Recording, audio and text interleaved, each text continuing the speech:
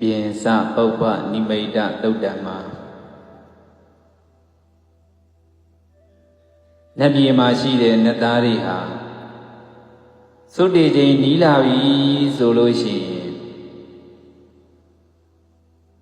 ပုပ္ပနမိတ်လို့ခေါ်တဲ့ရှေ့ပြေးနမိတ်ပေါ့၅မျိုးထင်ရှားဖြစ်ပေါ်လာတယ်တဲ့သုတေကံဒီနတ်သားတွေနတ်သမီးတွေဟာမသုတေခင်မှာသုတေတော်မယ်ဆိုတာကိုသိနိုင်တဲ့အရာ၅မျိုးထင်လာတယ်တဲ့အဲ့ဒီလိုထင်လာတဲ့သုတေကံဒီနတ်သားတွေကိုအခြားသောနတ်သားတွေကစကားသုံးခုမှာတယ်တဲ့ဒါဆိုလို့ရှိရင်သုတေကံဒီတေကံဒီနတ်သားတွေမှာထင်လာတဲ့နမိတ်တွေကဘာတွေလဲဆိုလို့ရှိရင်သုတေကံဒီတေကံဒီနတ်သားတွေဟာတဲ့သူတို့ပန်ထားတဲ့ပန်တွေဟာပန်းတွေဟာညှိုးနှမ်းကြကုန်တယ်တဲ့နံပါတ်1ကဘာလဲဆိုလို့ရှိရင်သူတို့ရဲ့အဝတ်တန်စာတွေဟာညှဉ်းနှွမ်းကုန်တယ်တဲ့သူတို့ရဲ့အဝတ်စားတွေဟာညှဉ်းနှွမ်းလာတယ်တဲ့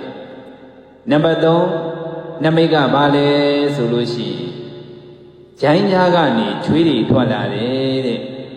သုတေကံဒီတေကံဒီနတ်သားတွေဟာဂျိုင်းကနေချွေးတွေထွက်လာတတ်တယ်တဲ့နံပါတ်4ကဘာလဲဆိုလို့ရှိရင်အရေးအစင်းတွေဟာမလာခြင်းသို့ရောက်ရကုန်တယ်တဲ့သူတို့ရဲ့အရေးတွေသူတို့ရဲ့အစင်းတွေဟာ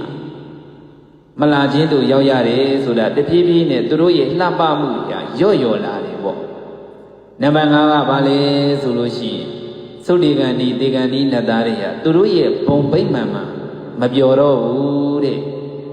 ဒီအရာ၅မျိုးထင်လာပြီဆိုလို့ရှိရင်ဒီနတ်သားဟာသုတေတော့မယ်သေတော့မယ်ဆိုတာကိုသိပြီးတော့အခြားသောနတ်သားတွေကစကားသုံးခုမှာတယ်မှားတဲ့စကားသုံးခုကဘာလဲဆိုလို့ရှိရင်အရှင်နတ်သားဤနတ်ဘုံမှာဒုက္ခတိဘုံဘဝသို့သွားပါလောတဲ့မှားတဲ့စကားတစ်ခုကနံပါတ်1ကဘာမှလဲဆိုလို့ရှိရင်ဒုက္ခတိဘဝသို့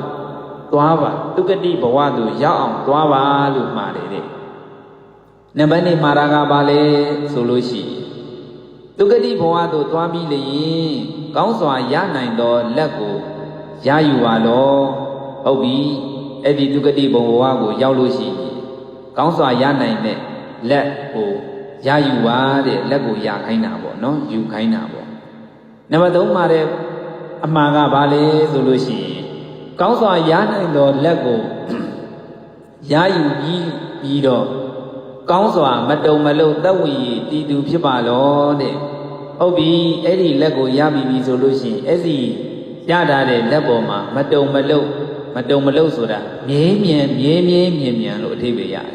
တယ်မြဲမြန်သက်ဝင်၍တည်သူဖြစ်ပါဆိုပြီးတော့မှားတယ်တဲ့ဒါဆိုလို့ရှိရင်လက်တွေမှာတဲ့ဒုက္ခတိဘဝဆိုတာဘာလဲဆိုလို့ရှိရင်လူဘဝကိုပြောတာတဲ့နတ်သားဒီဘဝကနေသုတည်ပြီးလူဘဝကိုရအောင်သွားအဲ့ဒါလိုမှားတာပဲဟုတ်ပြီလူဘဝကိုရအောင်သွားပြီလို့ရှိရင်လက်ကိုရယူခိုင်းတာလက်ကဘာလဲဆိုလို့ရှိရင်မြတ်စွာဘုရားရှင်ကိုရောမြတ်ကြီးဟောကြားတော်မူခဲ့တဲ့ဓမ္မဝိနည်းလို့ဆိုတဲ့တရားတော်တွေအပေါ်မှာယုံကြည်မှုတရားတရားကိုရအောင်ယူပါလို့မှာတာတဲ့နားလည်အောင်ပြောရမယ်ဆိုလို့ရှိရင်လူပုံလူလောကကိုရောက်သွားပြီဆိုလို့ရှိရင်တရားရှိတဲ့သူဖြစ်အောင်လုံးတရားကိုရအောင်ယူတရားဆိုတာယုံကြည်မှုဘာကိုယုံကြည်ရမှာလဲဆိုလို့ရှိရင်မြတ်စွာဘုရားရှင်ဟောကြားတော်မူခဲ့တဲ့တရားတော်တွေကိုယုံကြည်တယ်မြတ်စွာဘုရားရှင်ကိုယုံကြည်တယ်မြတ်စွာဘုရားရှင်ရဲ့တပိသားတွေပေါ်မှာယုံကြည်တယ်ကံဤအကျိုးတရားတွေကိုယုံကြည်တယ်ဒါတွေကိုယုံကြည်တဲ့ယုံကြည်မှုကိုရအောင်ယူတဲ့အဲ့ဒီယုံကြည်မှုအပေါ်မှာမတုံမလုံသက်ဝင်ရည်တည်သူဖြစ်ပါဆိုတာအဲ့ဒီတရားတရားရလာပြီအဲ့ဒီတရားတရားမိမိတန်တန်မှာဖြစ်လာပြီဆိုလို့ရှိ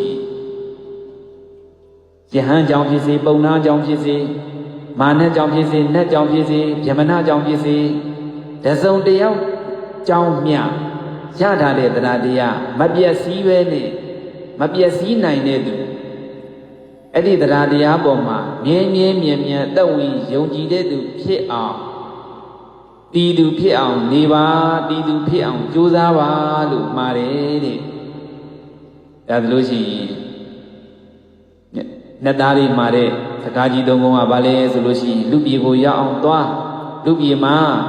ရောက်ပြီဆိုလို့ရှိရင်တရားတရားရှိတဲ့သူဖြစ်အောင်လုပ်တရားတရားရှိပြီးတော့အဲ့ဒီတရားတရားပေါ်မှာ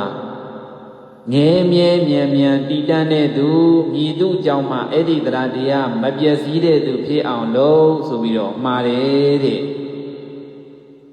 ဒါကြောင့်မလို့မြတ်စွာဘုရားရှင်ကိုရောမြတ်ကြီးကဆက်လက်ပြီးတော့ဘာဟောလဲ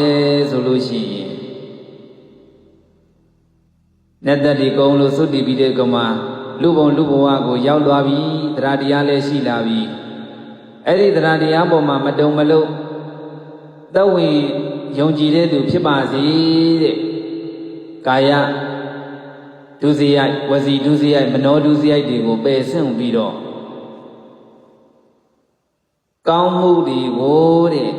ကိုယ်ဖြင့်၎င်းနှုတ်ဖြင့်၎င်းစိတ်ဖြင့်၎င်းပြုပြီးတော့အကျင့်များစွာပြုပြီးတော့ပေကံစွန့်ကြဲမှုကိုလည်းအကျင့်များစွာခဏခဏပြုကျင့်ပြီးတော့မိမိတို့ရဲ့အပေါင်းဖော်မိတ်ဆွေတွေကိုလည်းသူတော်ကောင်းတရားဒီဟုသောမြတ်သောအကျင့်၌သက်ဝင်စေပါလောဆိုပြီးတော့မြတ်စွာဘုရားရှင်ကိုတော်မြတ်ကြီးကဆက်လက်ပြီးတော့ဟောကြားတော်မူခဲ့ပါတယ်။ဒါကြောင့်မလို့ဦးဇင်းတို့ကလည်းလူအဖြစ်လည်းရပြီးပြီတရားတရားရှိသူလည်းဖြစ်ပြီးပြီရှိထားတဲ့တရားတရားကိုတစုံတယောက်ကြောင့်မျှမပြည့်စည်နိုင်တဲ့သူဖြစ်ကြဖို့ကြိုးစားကြရင်မိမိတို့ရဲ့ကာယကံဝစီကံမနောကံတွေကိုကောင်းတဲ့ကောင်းအောင်ဆက်လက်ပွားများအားထုတ်နိုင်ကြပါစေလို့ဆုတောင်းရင်းနဲ့မြတ်စွာဘုရားရှင်ဟောကြားတော်မူခဲ့တဲ့ပြင်စပုပ္ပနိမိတ်တုတ်တံကိုမျှဝေပေးလိုက်ပါတယ်